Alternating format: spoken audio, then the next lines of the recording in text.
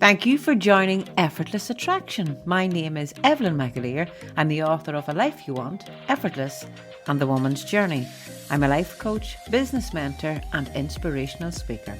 And my greatest value is making a difference in people's lives. So I hope through these podcasts I can make a difference to your life. Effortless Attraction Podcast is sponsored by Maria Young Wellbeing, wellness mentor and creator of Infusion, a platform designed to inspire health, wealth, abundance, and a life lived with purpose. Maria conducts events, trainings, and the blending of practical tools for lasting change. Her mission is simple: to help you live well and rise strong. You can explore more at www.mariayoungwellbeing.co.uk or infusion.mn.co. Thank you, ladies and gentlemen, for joining us on another Effortless Attraction podcast. Well, today I'm delighted to introduce my guest, Paddy Morrison. Paddy has travelled from Ireland to Spain to join me for this conversation, and he's here with his wife, Anne. Paddy is the founder of Morrliving Limited, based in Coleraine in County Derry, and his journey into this work is really fascinating. Paddy originally worked as a chartered accountant for more than 20 years, but at the age of 40, he made what many would see as a huge leap of faith. With 3 children, a mortgage, and all the responsibilities of family life, he decided it was finally time to follow the work he truly felt called to do. While still working full-time, Paddy spent 5 years training part-time and qualified as a Neuro-Muscular Therapist with the National Training Centre in Dublin, and since then he's continued to study and expand his understanding of the body through different approaches. Now, what makes Paddy's work particularly interesting is that he works with the body not only on a physical level, but also emotionally and energetically. One of the things that I find most fascinating is the understanding that the body holds a memory of everything we have experienced in our past. So I hope you enjoyed today's podcast. It's available on audio and you can also watch it on video. Thank you. Thank you, ladies and gentlemen, for joining us on another Effortless Attraction podcast. Today I am joined by Paddy Morrison and we're here in Casa de Rosa. You're most welcome to Spain, Paddy. Thank you very much. It's nice to be here. Looking forward to having a chat. As you said, it's just a chat, but we'll see how it goes. Well, you know, the ethos behind Effortless Attraction is always about making a difference for the better in people's lives. And it has been perfect, yourself and Anne coming out here, because I got to experience what it is that you do. Mm-hmm. So now I can talk freely and brilliantly about it. But let's go back a wee bit. You didn't always do what you're currently doing at the minute. You were a chartered accountant for how many years? More than 20 years. It seems like a lifetime ago now. I can still look back on it fondly. I have no regrets about changing my career. It provided for my family and everything else. But a new chapter, turned over a new chapter, and I haven't looked back since. It is. You said something that Anne had said, what I thought was quite funny. Anne said that you waited till you had a mortgage and children before you decided to give up the safety of the wage. Yes.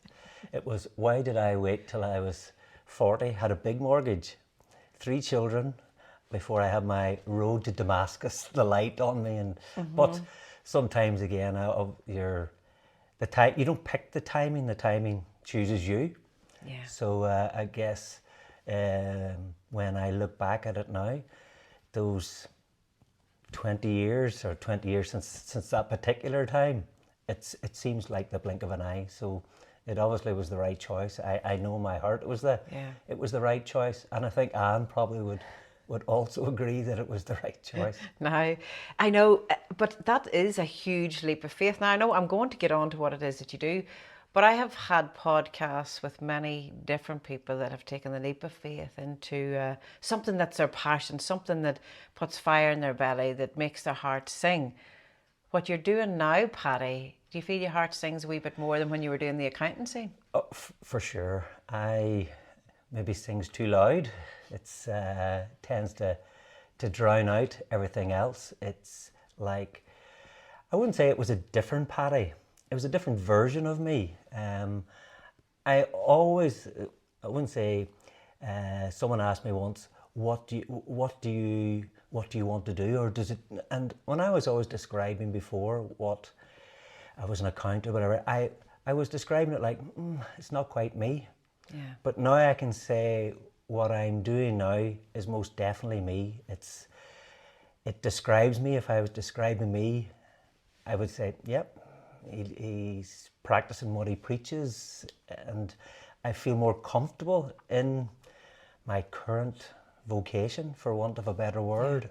What I feel I have I won't say a calling to do. I feel I'm much more useful to my family, myself, and the people that I deal with. I was a good accountant, but I'm a better therapist or a physical therapist. So I think that. Do you find the two different lines of work, head-based, heart-based, and certainly when you're in your own business, you have to think logically and practically and stuff like that. And certainly going through school, you pick careers because there's good pay at that, and maybe good pension, and that's how a lot of people have chose their careers in life. And then you get trapped sometimes in that 9 to 5, Monday to Friday. But as you said, maybe my heart sings very loudly. And I have heard you, whenever you, in these few days, how passionately that you speak about what it is that you do. Could you sum up for our listeners, our viewers, what exactly you do now? What I do now is I treat people first. They would come with, I won't say a multitude of either dysfunction. So that could be physical pain, it could be emotional pain, it could be mental, or even energetic or spiritual. So they come to myself. It's mostly referrals, mostly it's from clients who've been in with me, and they've said, go and see this man, he did wonders for me. And it could be someone who came in with a sore neck or a knee pain or whatever else, but get him to do some of his funny stuff or his voodoo stuff on you. That's what people think that it is. They think it's voodoo. Yeah. I did, for the first 15 years of the physical therapy, I was very much hands-on. My training and background was with my local GAA team, so it was very much contact sport, contact injuries. I could see the injury happening. I knew what to do. I knew, yes, there's a neck problem, there's a knee problem. And then what I found as time has gone by, people were coming in because they had pain and they were associating it with a physical pain, or it presented as a physical pain, but there was no mechanism of injury. So I almost had to start from scratch and go, okay, why is this pain presenting on a woman or a man or a child or whatever it was? So I had to be a bit of a detective. And as my training or my experience or the courses I did, or even my own experience, has changed how I treat people now, on how they come in, and how maybe they're coming in maybe they don't know what to expect when they're coming in, and they certainly, when they're going out, they go, I have no idea what just happened, but I feel different. And that's what you asked. As you said, physical, emotional pain that the body stores it. Holds, yeah. Well, I'll share my experience that we had the other night, because as I said to Paddy, show me what you do and then I'll understand it. And because a lot of my work is about mindset and about affirmations and about manifestation, we say things and we voice the words and believe it, and then you'll see it. So I done this test run. I got Paddy to test me out on a belief I believed I had. A real positive one, a real good one. And Paddy put me over that affirmation that I believe that I am worthy of blah, blah, blah. And as soon as I said this, my body, I didn't have to say any words or anything. My body let Paddy know, Evelyn doesn't believe this. I think we need to fix this. We need to fix this. So then he was able to take me to the next, which is, I believe I can, which was a future. And the body could understand that. But here's my understanding of it all. Then Paddy was able to take me back to when this fear of accepting or receiving, anyway, it was 6 years of age, whatever took place. And the good thing is, I don't have to rack my memory to think, what did happen then? I don't need to voice nothing. No. Because the body, that's the mystery, I think, that people think it's voodoo. The body tells you what it needs. Is that correct? The body is always communicating. And sometimes the person either doesn't recognize it, doesn't see it as an inner voice. It doesn't see it as it trying to communicate, because that's normal to them. So the method that I have trained in, the method that I have sort of like morphed in, for want of a better word, I still do all my other manual therapy techniques. This is just now I call it the front end.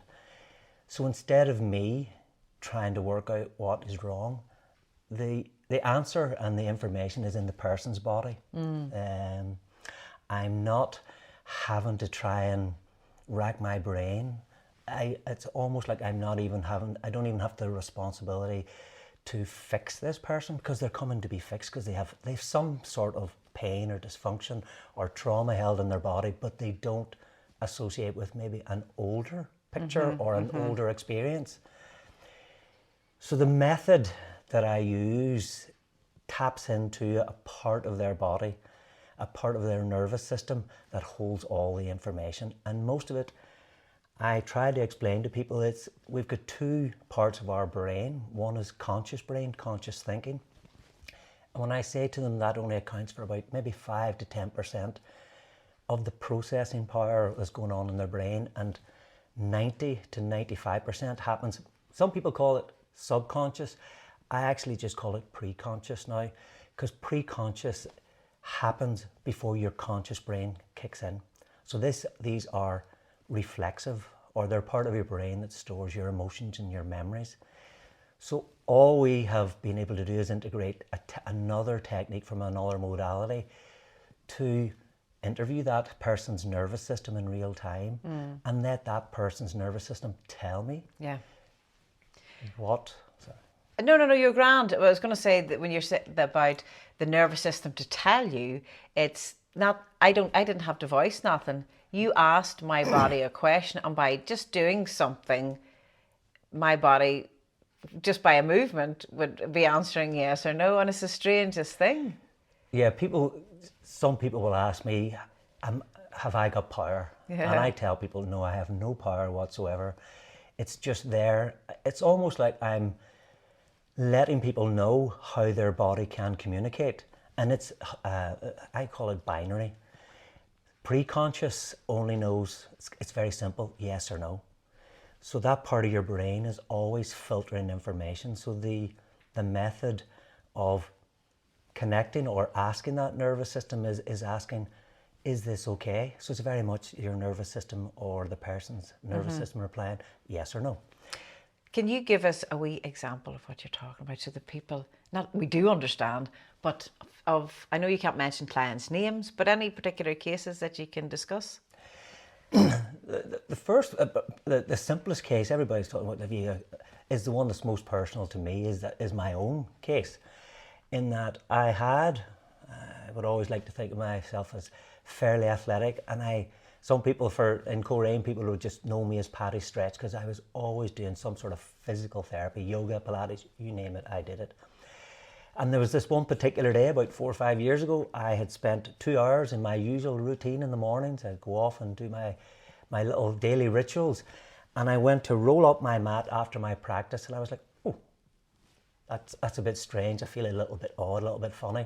By the end of the day, I couldn't stand up. I wouldn't say herniated a disc, or I had pinched a nerve, and my body was like, ooh, that's enough for that. So I spent then, I would say, the next 6 months going to chiropractor, osteopath, physiotherapist, acupuncturist. And I got a treatment from a friend who had done a previous course. That's how I knew this person. And they did all the usual stuff that I would have done with my clients. And then as we were finishing up, and she goes, can I just check something on you? And she just gave me her hand, and she was smaller than you, just a tiny little thing. And she says, push up. And I thought, right, I'll go easy and I'll push up really strong. And I was like, yep. She goes, I'm just going to rub your shoulder now and push up again. And I was like, so it was almost like my power, my brain's ability to initiate the movement completely switched off. And I was like, what did you do there? It says, I was just testing your nervous system to see if it was stuck in fight or flight. And I was like, what do you mean? So she was able to demonstrate with a little rub or stimulate nerve endings on my skin. And my nervous system was able to go, hold on a minute, something's going on there. And it interpreted whether it was okay, safe for me to do it, or safe, whether the stimulus was safe. And it just sparked this complete journey that I've been on in the last 5 years that has completely not changed the way I treat people, changed how I can help people.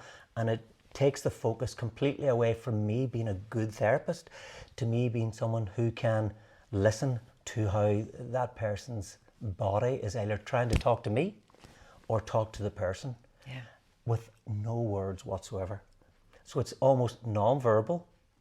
We can either do what's called a therapy localized, where either, if I'm holding, we're electrical beings, so there is an energetic field around you, in you, and same in me, as if I'm holding you, we have a connection. Yeah. And it's then, they call it therapy localizing, so I could touch chest, throat, jaw, elbow. And if everything is okay in that particular part of the body or that anatomy, the brain goes, no problem.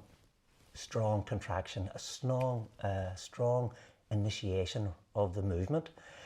If there is a problem, and again, I don't know what the problem is yet, it will test weak, or it will be like, oh, where's my, Paddy, you're pushing down really hard now. And I always tell people that I'm not pushing at all I'm doing is I'm waiting for the initiation or the contraction. Because sometimes, like for me doing it the other night, it didn't compute. I thought he must be pushing differently. He must be moving my hand different. But it took me a little while to get into it and to understand it all, Paddy. But you're definitely a man that you are the end result of the things that you speak about, because you're up here, and you might see this, it might be on holiday. You're up at the crack of dawn and you're away out there with your yoga mat. So what is your morning ritual? Well, my morning routine can be any time from, it's usually obviously first light. Sometimes it's before first light. I like to get up. My wife likes to lie in. I don't. So I'm up and out of the bed. I call it my daily check-in with myself. So there's an element of I'm asking my nervous system, is it okay? So that can be some internal reboots or resets to set my hypothalamus, which controls heart rate and blood pressure. So and we use reflex points, breath, breathing, parasympathetic or relaxed breath, so in through your nose, out through your mouth. And then I might move on then to body, physical, and it's a check in from head to toe. Sometimes it can take 5 minutes, sometimes it can take an hour, but sometimes it's just a way of me touching base. Is my head okay? Yeah, no bother. Thoracic okay? Physically going through top to bottom, and then trying to get heart rate, blood pressure, all of these things. I've got into a routine that once I get myself ready for the day, and then I can treat the client coming in, because I know my energy's good, my nervous system is good, I feel good about myself, and the people that I come in contact, if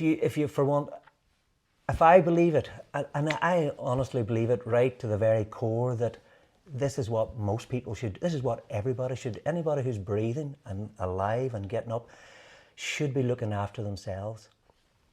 Sometimes, if that person's nervous system has had repeated stress or trauma, they can't reconnect or they can't reset themselves. So they need somebody like me then to go, geez, I'm in a bit of bother here. I don't know why. I've got a pain.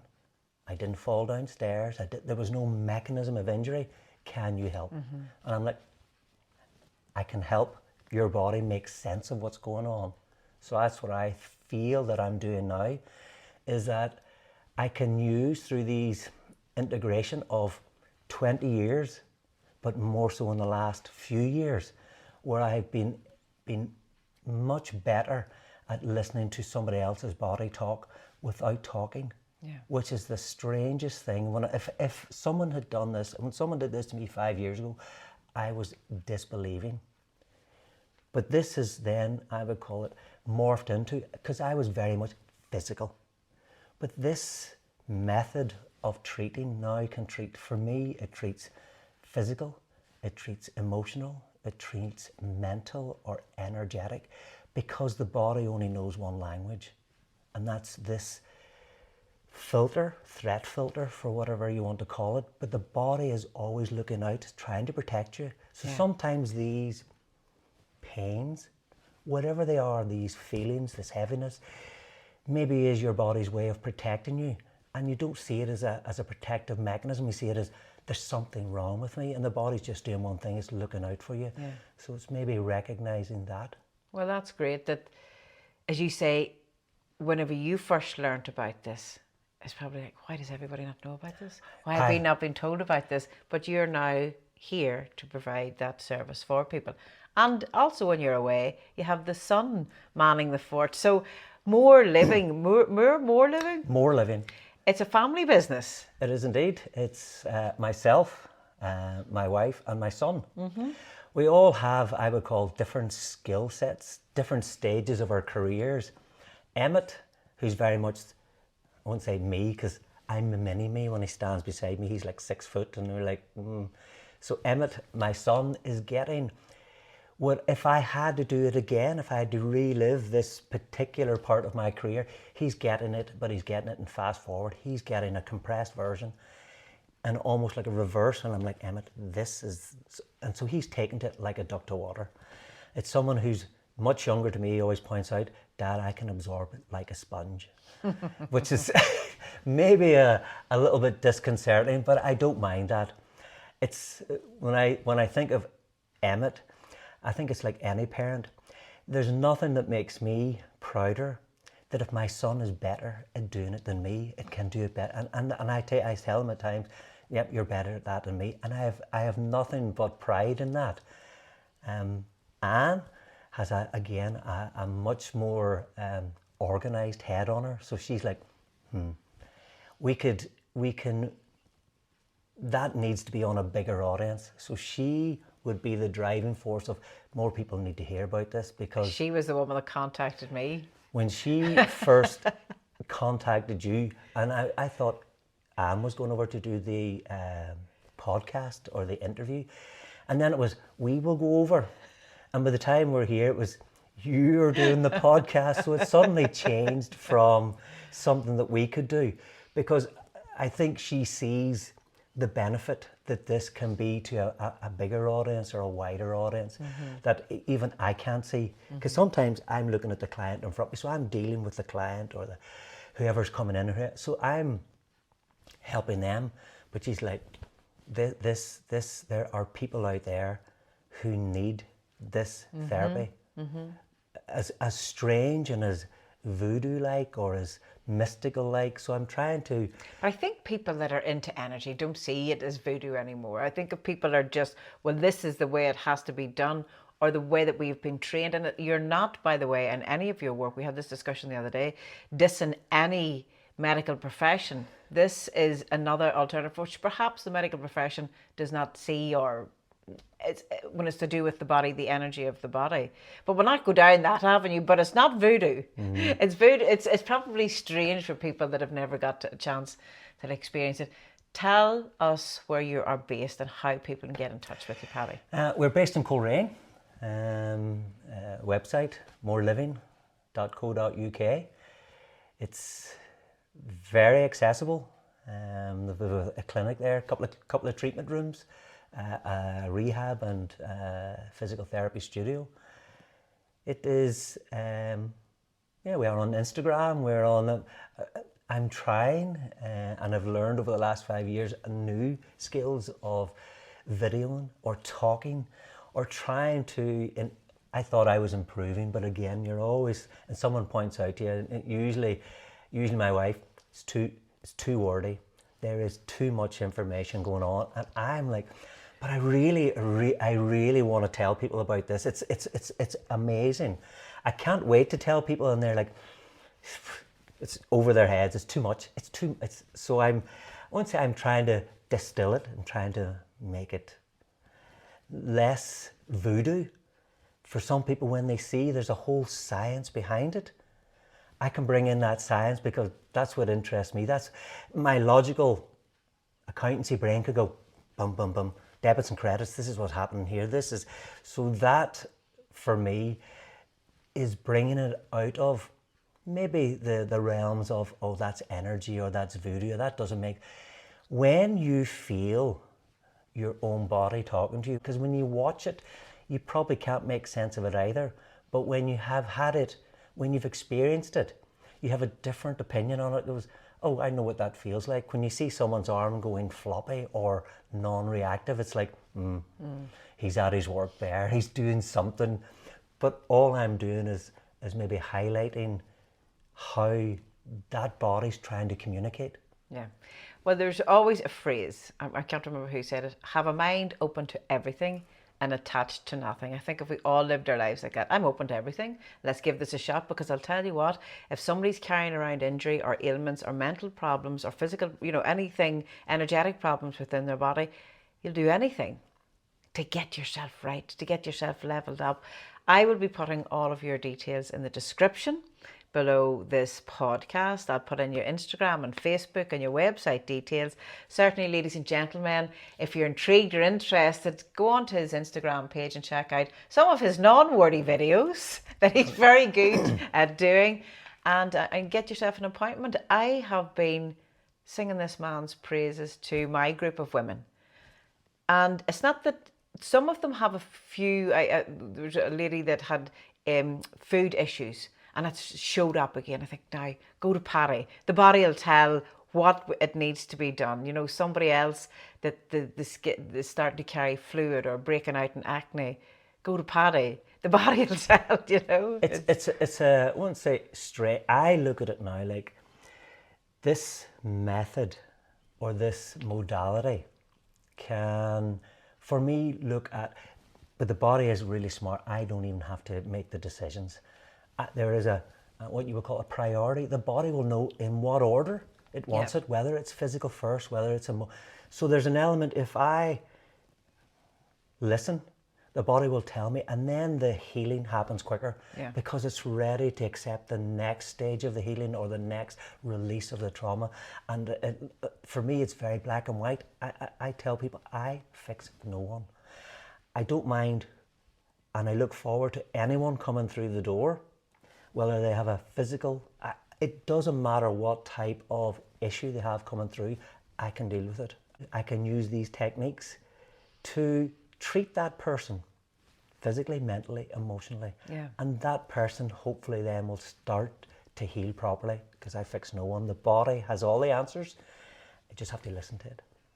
Well, Paddy, thank you for listening to me and answering questions today. Ladies and gentlemen, thank you for your time, for listening or for watching this podcast episode. And Paddy, I wish you only success, and I hope that more people come through that door, because I'll tell you what, if we all started to get ourselves a bit more aligned or begin our morning even better, I'll tell you what, this world will be a far better place to live in. Indeed. Thank you so much. You've been listening to Effortless Attraction with Evelyn McAleer. If you're enjoying the podcast, you can support the show on Spotify for just £1.99 a month. You'll unlock exclusive episodes, and your support helps keep these conversations going. The link is in the description. Thank you.